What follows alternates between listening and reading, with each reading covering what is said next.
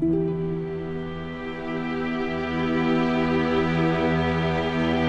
they give you a Homeward Bone after this encounter. You want to use it, because saving Homeward Bones is pointless. You can buy them. You can also get the Homebound Miracle, which is great. And the thing with them is, I did the same. I do this on all RPGs. I saved them because you never know when you might need them. And then by the end, I never needed them. So use them as liberally as you want. They are not a precious resource. Especially when you get the Lord Vessel, which allows you to teleport between bonfires. Which is an extremely powerful tool. So this guy is now going to be like, you rang the bell. Why, what a surprise. I didn't expect you to make it. Oh, somebody rang the bell. You never...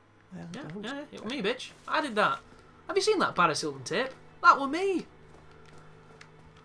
Oh, selector, can I get a rewind? Right, so I'm going to go to the Undead Asylum, but I'm not going to kill the Stray Demon.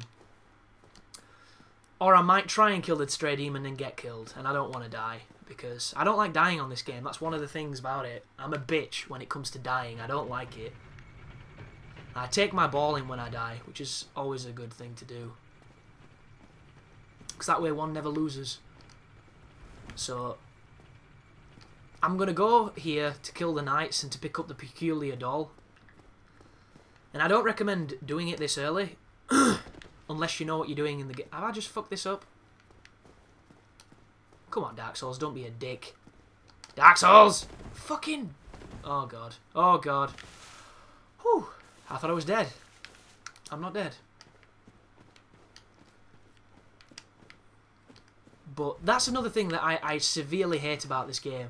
There's certain parts of geometry that you would literally be able to take one step and climb up, and this guy will not climb up. And because there is not a conventional jump on the game, you can't get over him. And there's places like Lost Izalith where you nearly fucking die, because or you nearly have to reload because you can't get out of a tree branch or over a fucking log. It's so dumb. Really dumb. And like, that's not even a petty, a petty occurrence. That's not like a little malady. That is literally something that will break the game. And it's bullshit. Give us a jump. Fucking xenophobic jumpers. Which brings me to an interesting discussion, which I should probably talk about while I'm playing a Souls game. I'm pretty new to this series, so I don't generally know the rules of how they work. But what do your guys think the next Souls game is going to be called? Look at this fucking camera! Yeah, I think I'm going to die. Never ever miss these jumps. Not even once. As soon as I hit record, boom. Cursed. Cursed because I'm wearing this great big fucking dustbin on my head. And the skeletons are already awake. Oh, God. Oh, fuck you! You stupid bleed damage.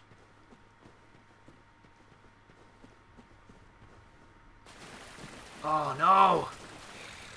Goddamn ambushes!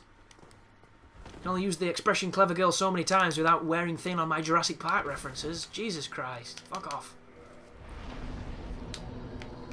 Like, what do you think the next Soul game is going to be called? Because we know it's coming. This game sold far too much for it not to be coming, and it's not like it's Call of Duty where they come out every November, so they're not burning through the patience of the fan base. And it's going to have Souls in the final section to the name, so it's going to be something Souls, one would think. I wouldn't think they'd stray too far away from the formula that's got them all the success. So is it going to be like Devil's Souls? Or, you know, King's Souls? Who knows? There's only so many fucking dark adjectives you can use.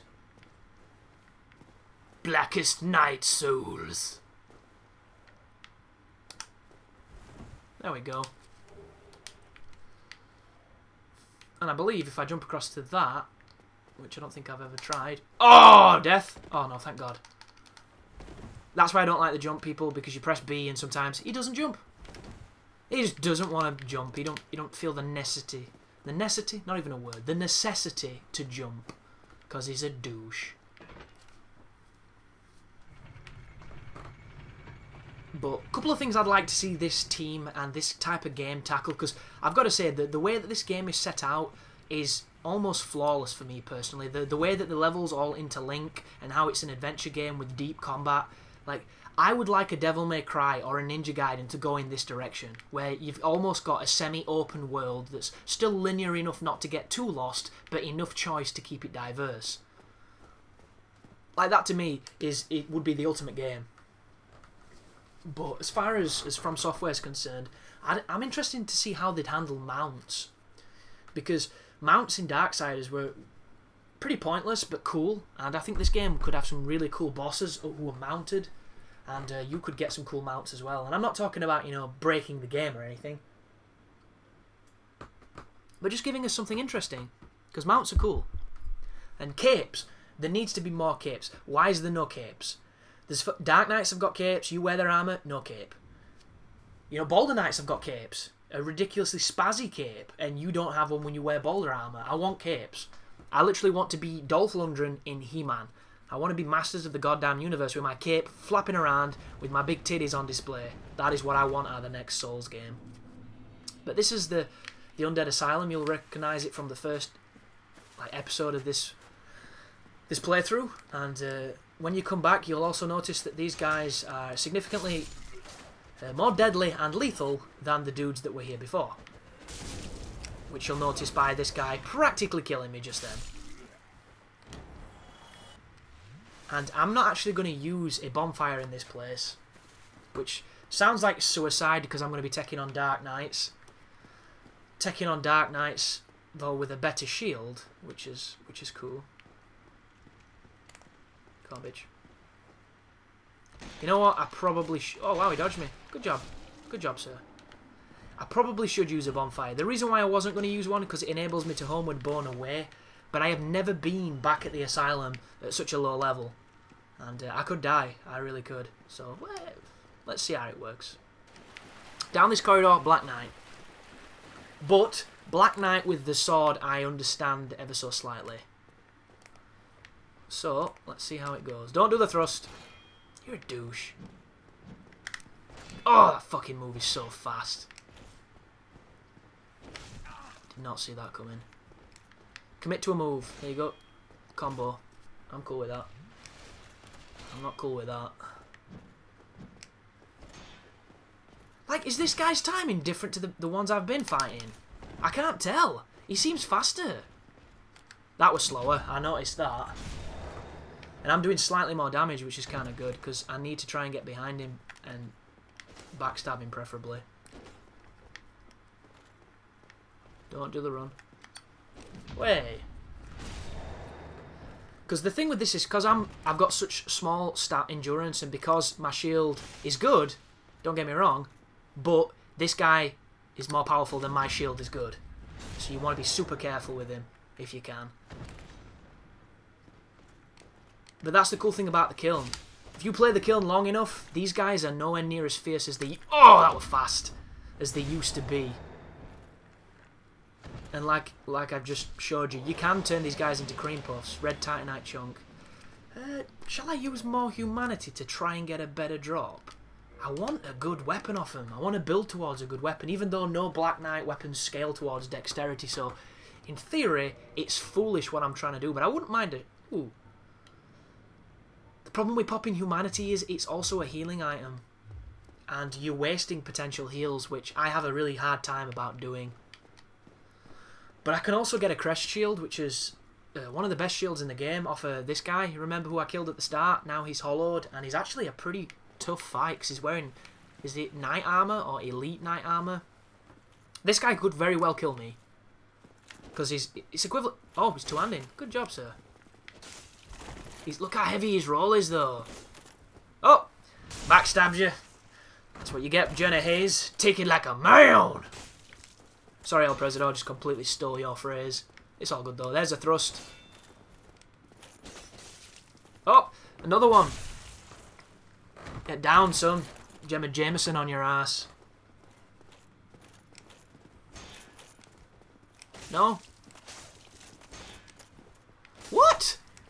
That's some bullshit right there. We'll mech up though. Bit of Claire Danes action. Get some gape on him. Always good. Oh, I didn't want to kill him with that. I wanted to finish with a parry. Sorry, brother, but it's worth a taunt. Nice duel. Ooh, and he drops the shield. Crash shield. Which was the first shield I really leveled up and got a lot of enjoyment from, because it's a beast of a shield. So you do that, obviously, so that you don't get hit. And then up here is the guys we've already fought before.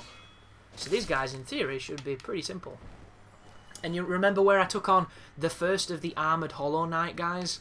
That will now be openable because we have a key. And what it's going to enable... Oh, shit, arrow. And what it gives me is it gives me access to the rusted ring. And that ring is probably the most useful ring in the game, because it enables you to walk through surfaces that would usually fuck you up without getting any penalty to your walk or your movement. Oh, there we go. Put one in your asshole, son. Gotta love that shit. Gotta love it. A bit of Britney Sky on his ass. I'm gonna have to write some porn stars down here, or else I'm gonna run out of names.